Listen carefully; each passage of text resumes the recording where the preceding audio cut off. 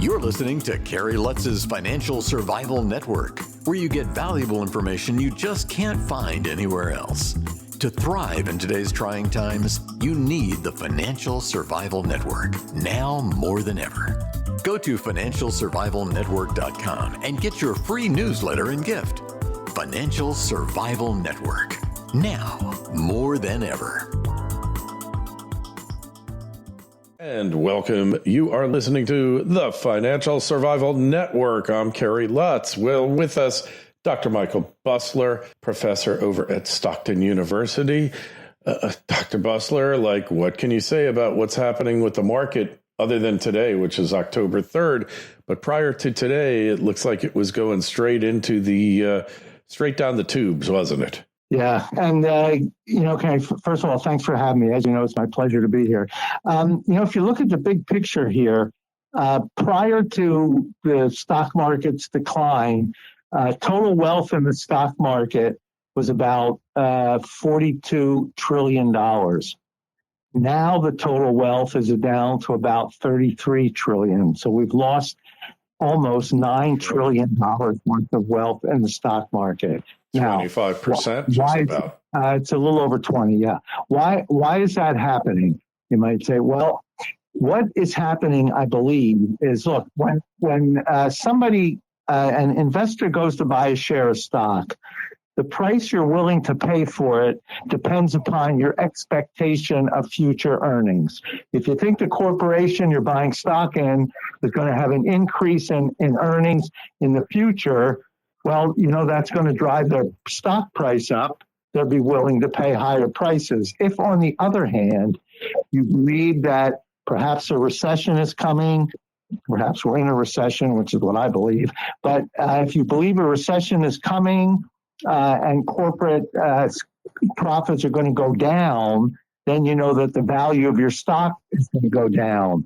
So in that case, people say, well, I'm willing to pay a lower price for it because I believe earnings will be lower. And people that own it say, maybe I better sell this now while it's still at a good price, because maybe a year from now or 6 months from now, it'll be down 20, 30% in value. So the stock market, I believe, is telling us, investors are telling us that they believe this recession we're currently in is real, and it's likely to get worse going into next year. While corporate profits reported from last year are very strong, corporate profits being reported now are starting to look a little weaker, and the fear is that profits will go down even further in the future. That's what's, I believe, causing stock prices to fall today. All right. So, and then we got the war on the fossil fuels, which is basically driving prices up, driving supply down, making it hard for the entire world. Then we've got the Ukraine-Russia war, which has resulted in a shutoff of Russian natural gas, which is 40% of Europe's gas intake. And, you got all these things going on, and then the euro is sinking like a stone. So is the pound. It's so bad that it's making the U.S. dollar look good again. What do you make of all this? It seems like we're heading towards a tsunami, a perfect storm, a perfect economic storm. Okay, so let's take a look at what you talked about. First of all, energy. From day one, the Biden administration said we have to wean the country off of fossil fuels and onto renewable energy. It's not happening by itself because renewable energy is more expensive. And I don't believe the majority of Americans are convinced we should leave fossil fuels. However, the Biden administration says if we don't leave the use of fossil fuels shortly, within 10, 12 years, we won't be able to exist anymore because we won't be able to breathe, is what the Biden administration believes. So on day one, he took action to restrict the supply of fossil fuels. What did he do? He canceled the Keystone Pipeline, which, had he not canceled it by sometime earlier this year, probably in January and February, it would have had about 900 thousand barrels a day flowing through there. So he canceled the Keystone Pipeline. That's 900,000 barrels a day that we aren't getting today that we could have gotten. He also canceled the leases for oil companies to drill on federal lands. Of course, when he did that, again, restricted the supply. Then he canceled all the leases drilling in Anwar, the province off the coast of Alaska that has huge fossil fuel reserves, canceled those leases also. He canceled leases for fracking off the coast of Alaska. He canceled some fracking leases in Pennsylvania. He made the permitting process more difficult and time-consuming. So even where you can apply for permits, it's more costly and it's going to take more time.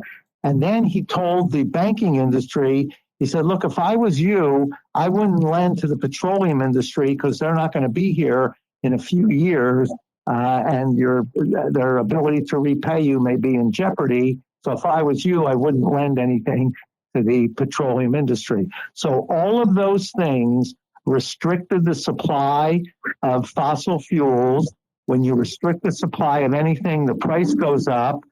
And the price of energy has risen significantly. Even before Russia and Ukraine, the price of gasoline and oil had risen significantly. Today, we're producing about 1.5 million barrels a day less than we were producing at the peak prior to the pandemic. So canceling reducing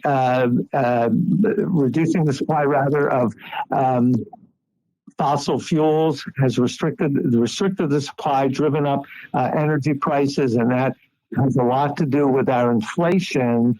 And geopolitically, it's causing problems also. The president has gone to countries that don't like us and has asked them to give us some oil, which they haven't done.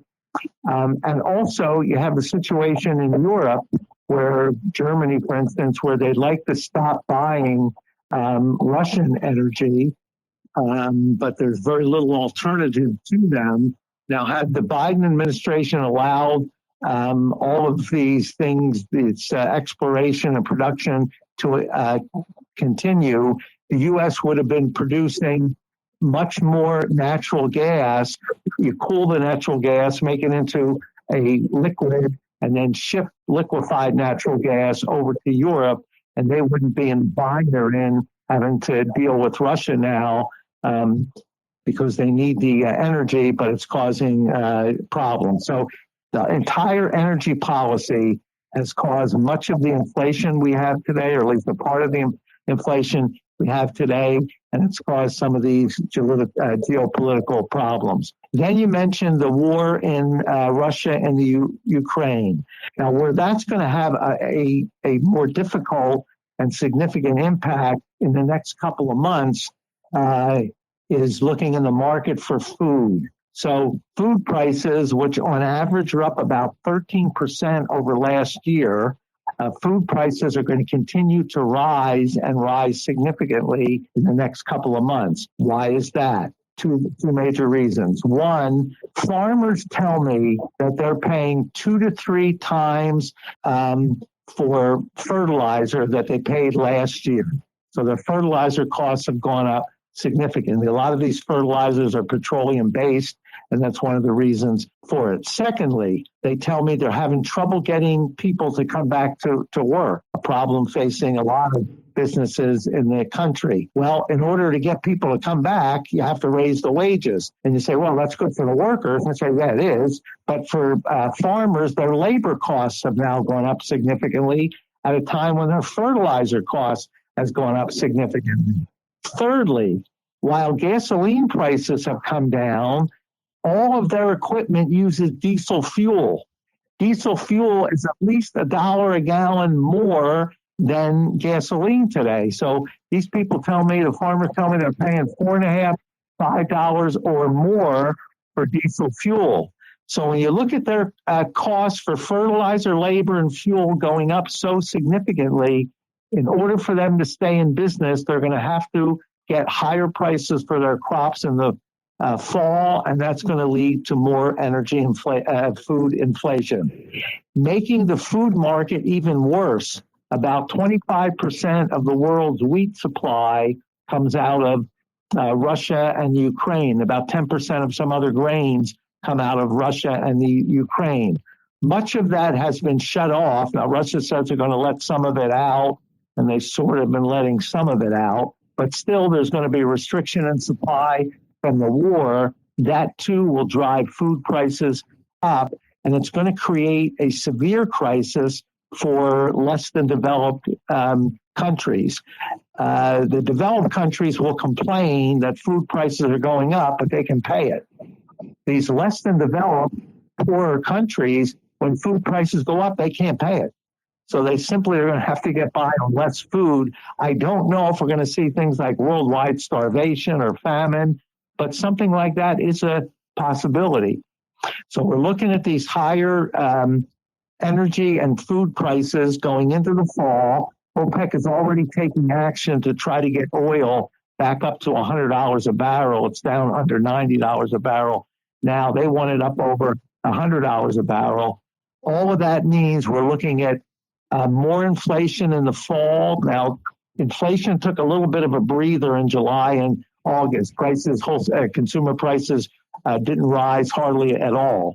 The reason for that was about 30% of the consumer price index is made up of energy prices, which had fallen. Gasoline prices had fallen dramatically in July and August. The rest of the CPI went up significantly during those months. Once energy prices start rising again, they've already started to creep up a little bit, but once they rise significantly in the fall, that's going to cause the consumer price index to go up even more, which, I forecasted in January that we could see double-digit inflation by the end of the year. I think I'm going to stick to that forecast. I mean, already it's hit over 9%, backed off a little bit, but it's going to start going up again in the fall. And I think before the end of the year, we could see inflation as high as 10%. Now, what's that going to do? Well, the Federal Reserve finally, all last year, 2021, they said, don't worry about inflation, even though it's running at 7%. It's only temporary, transitory. Yep. It's going to go away. We're not going to do anything. So the Fed followed what I refer to as shockingly irresponsible monetary policy by continuing to vastly expand the money supply, mostly by buying $120 billion a month of government securities. And they do that simply by printing up money. So they were expanding the money supply. In addition to that, they kept interest rates near zero for the entire year. When the economy was growing at about a 6% rate, they continued to stimulate the economy. Finally, in March of this year, they said, listen, inflation, it's now over 7% in March. We have to do something about it. So they finally stopped the bond buying program in March and started to gradually raise interest rates. Well, they raised it only a quarter of a point in March, didn't meet in April and May. They raised it half a point. Finally, they said, this isn't working. We have to get more aggressive. They raised interest rates 3/4 of a point in June, 3/4 of a point in July, 3/4 of a point in September. I think they're going to raise it in November and December, 3/4 of a point in each of those months. That'll raise interest rates sky high, at least compared to what we've seen in the last 40 years. The hope is that takes enough demand out of the economy to reduce inflation. They hope they don't take too much demand out of the economy and make the recession worse. Well, lots of problems here. I think you outlined the situation really good. We know what the solutions are. We've seen it before. We don't need to go into it now. It's just tough times ahead. If they keep raising rates, what do you think is going to happen here, Professor? Don't just survive, thrive. The Financial Survival Network. Torque Resources is an exploration company establishing a portfolio of premier copper-gold early-stage projects in Chile. Torque's management and technical teams have a strong track record of raising capital, discovery, and monetization of exploration successes. The company's Margarita copper-gold project is located within the prolific coastal Cordillera Belt in Chile, which hosts some of the world's largest and most profitable copper mines. The Margarita project possesses excellent discovery potential for a major copper discovery due to the strength of the alteration system, large-scale magnetic targets, and the presence of copper oxide mineralization. Drilling is anticipated to begin in Q3 of this year. Torque trades in Canada under TORQ and on the OTC under TRBMF. To learn more, go to torqueresources.com. That's torqueresources.com.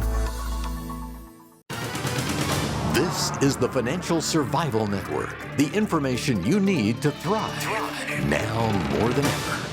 Well, when they're going to raise rates, the reason they're doing it is to take demand out of the marketplace. So how does that work? So you take a look at the last couple of years in the housing market. Housing prices have gone up 15-20% a year for the last 2 years. Why was that? Because there was excess demand in the marketplace. Why was that? So you have a builder says, look, I think I can sell houses for $300,000. At that price, it allows me to profitably build 10 houses. So he builds 10 houses, puts out the sign, $300,000. 15 people show up to buy the 10 houses. Well, how does he decide which 10 to sell to? Simply raises the price until people drop out of the market and housing prices go up. So what caused that was excess demand, 15 people showing up. He only has 10 houses there. Why are 15 people showing up? Well, the federal government handed out free money, stimulus money, to every household, whether they were negatively impacted by the virus or not. The average family of four got over $11,000 in stimulus money. Most households were not negatively impacted by the virus, so much of that money ended up being saved. Now you had a household that said, well, I've got an extra $10,000, $12,000 in savings, and you know what? I can get a 2.5% mortgage. I wasn't going to buy a new house, but the government gave me the down payment, and I'll never see a 2.5% mortgage rate again. Now's the time to buy. So why are so many people in the market? The government handed out free money and interest rates were rock bottom. Now the Federal Reserve says the only way to reduce demand is to raise interest rates. They're now approaching 7%. And the thought is that, well, look, there were 15 people showed up to buy the 10 houses. If I raise the mortgage rates up to 6-7%, at least 5 of those people are going to say, hey, we can't afford the monthly payment now. They'll drop out of the market. Then you only have 10 people looking for 10 houses, and we can reduce inflation. They say the danger is, suppose they raise it too much, and you want to knock 5 of the 15 out of the market. Suppose you knock 7 or 8 of the 15 out of the market. Then you end up with more houses than you have people to buy. Builders start to cut back, and it brings on a recession. Suppose you knock them all out. Suppose you knock them all out. What's going to happen then? So, yeah, the fact is rising rates probably are not going to control this inflation. Certainly for food, for fuel, for core stuff. Maybe on the margin for cars and houses, it will. Going to be interesting to see. Well, Professor, it's been great having you on. Just tell us again where we find your work, where you write for Ordinarily. So my columns appear in Newsmax, Town Hall, the Western Journal, a few others. I tweet out every one of my columns. So if you'd like to read them, it's at @Busler. That's at @BUSLER. I've tweeted out all my columns. Also on Facebook, you have a Facebook page. Search for Funding Democracy. Funding Democracy. I post every one of my columns, and if anybody wants to follow me, that'd be great. All right. We appreciate it. There's a link to all that in the show notes to this interview on financialsurvivalnetwork.com. Make sure you sign up for a free newsletter. If you got a question for the good professor, shoot us an email to kl@kerrylutz.com. Professor Busler, thanks for coming on. We'll talk to you again real soon. Thank you, Kerry. My pleasure. Look forward to doing it again. Thanks for listening to Kerry Lutz's Financial Survival Network, your solution to today's trying times. For the latest, go to financialsurvivalnetwork.com. Financial Survival Network, now more than ever.